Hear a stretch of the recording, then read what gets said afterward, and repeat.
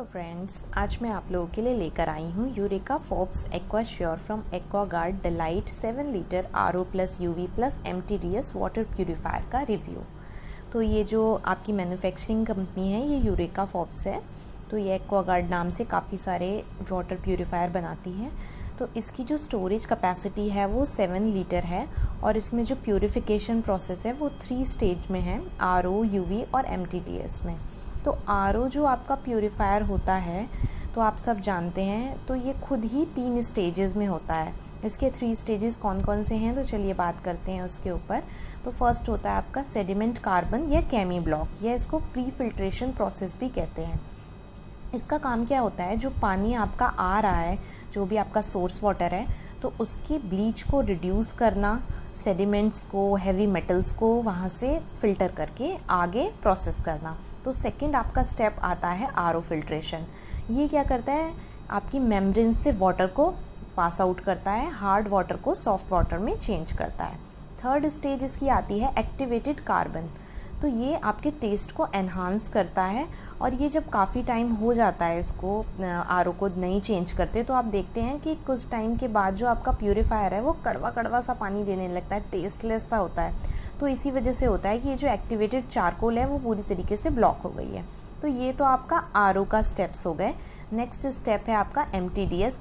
ये भी आपके टेस्ट को एडजस्ट ही करता है डिपेंडिंग अपॉन वाटर सोर्स क्या है आपका। लास्ट स्टेज आपका है UV, अल्ट्रा वायलेट फिल्ट्रेशन। ये बेसिकली क्या करता है, बैक्टीरिया जो भी आपके वाटर में है उसको डिसइंफेक्ट करता है।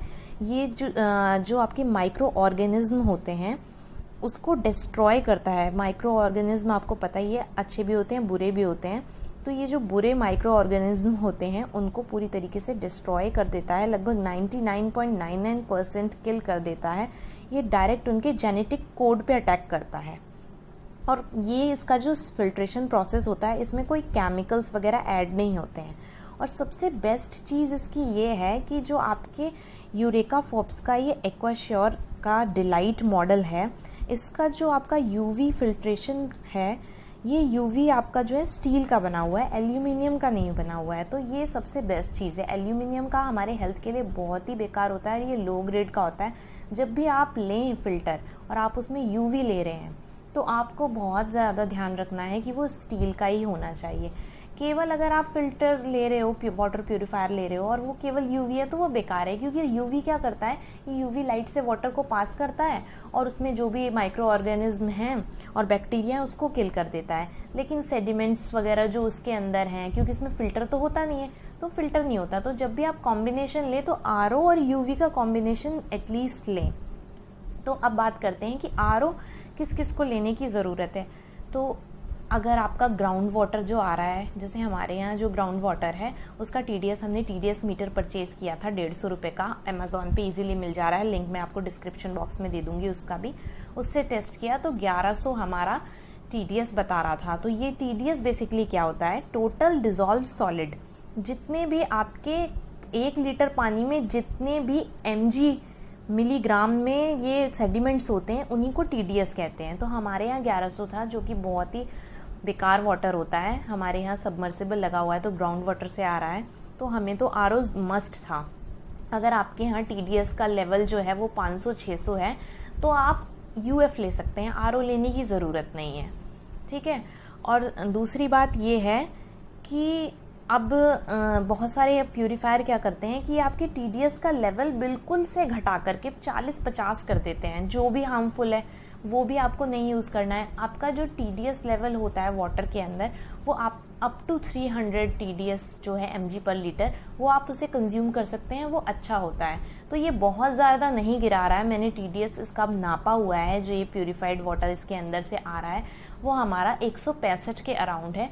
तो मुझे ये भी सही लगा कि ये और वाटर प्यूरीफायर की तरह मतलब 50-60 नहीं कर रहा है, क्योंकि जो कुछ मिनरल्स भी होते हैं वो फिल्टर हो जाते हैं। तो इसमें ये बहुत ज़्यादा प्लस पॉइंट है, तो मैं तो इसको रिकमेंड करूँगी। इसका टेस्ट भी अच्छा है, ऐसा कड़वा सा टेस्ट नहीं आ रहा है, बहुत अच्छा टेस्ट आ रहा है, मुझे तो अच्छा लग रहा है। सबसे ज़्यादा इसका जो इसकी जो स्ट्रक्चर है कॉम्पैक्ट सा है, स्लीक सा है, और ब्लैक एंड वाइट का जो कॉम्बिनेशन है वो बहुत अच्छा लग रहा है। और एनर्जी सेव भी करता है ये ऑटोमेटिकली ऑफ हो जाता है जब टैंक फुल हो जाता है। इसकी फैसिलिटी क्या है, ये टेबल टॉप पे भी रखा जा सकता है, इसे वॉल माउंट भी कर सकते हैं। मैंने तो वॉल माउंट कराया है, पर अगर आपके यहाँ ऐसी फैसिलिटी नहीं है तो आप इसको स्लैब पे या टेबल पर भी रख सकते हैं। इसकी जो कैपेसिटी है वाटर की 7 लीटर है और फूड ग्रेड प्लास्टिक का ट्रांसपेरेंट इसका टैंक बना हुआ है, तो आप देख भी सकते हैं कि गंदा है तो उसके बाद उसको आप क्लीन भी कर सकते हैं कुछ दिनों के बाद। और इसके अंदर एलईडी इंडिकेटर लगे हुए हैं, इसमें 3 एलईडी लगे हुए हैं। तो एक तो पावर का शो कर रहा है आपको, वो हमेशा ऑन ही रहता है अगर आप स्विच ऑन रखते हो।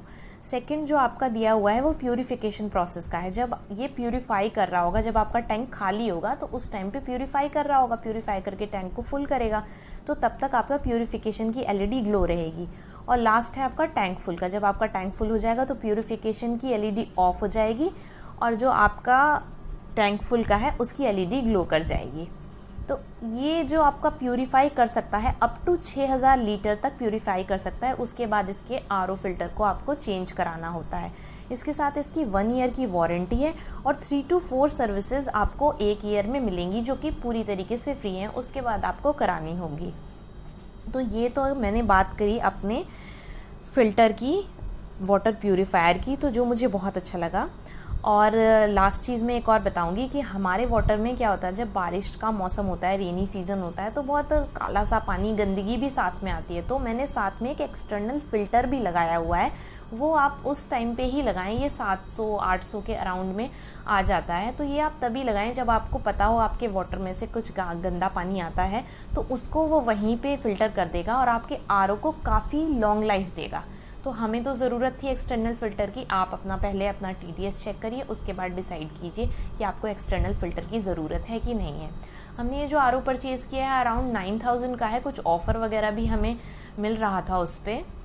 9400 समथिंग का था, शायद 1000 हमें ऑफ हो गया था किसी कार्ड वगैरह पे, तो मैं लिंक डिस्क्रिप्शन बॉक्स में दे दूंगी। तो ये प्लस माइनस होता रहता है। वैसे इसका एक्चुअल प्राइस अराउंड 16,000 है, पर अब ये थोड़ी सी टेक्नोलॉजी ओल्ड हो गई है, तो आजकल नए नए आ गए हैं 7 स्टेप फिल्ट्रेशन, तो 8 स्टेप। आपने देखा होगा कि RO plus UV plus UF. मुझे एक बात नहीं समझ में आती, जब आरओ से फिल्टर हो गया, आरओ के जो मेम्ब्रेन्स का होल होता है वो बहुत ही छोटे छोटे होते हैं, बहुत ही ज़्यादा, और यूएफ का बड़ा होता है। तो जब आरओ से पास हो गया तो फिर यूएफ से पास कराने का फ़ायदा क्या हुआ? या तो पहले यूएफ लगाओ।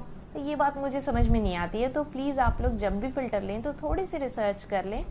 और अगर आपको मेरा ये वीडियो हेल्पफुल लगे तो लाइक कर दीजिए और मेरे चैनल को सब्सक्राइब कर दीजिए और मेरे वीडियो को शेयर कर दीजिए।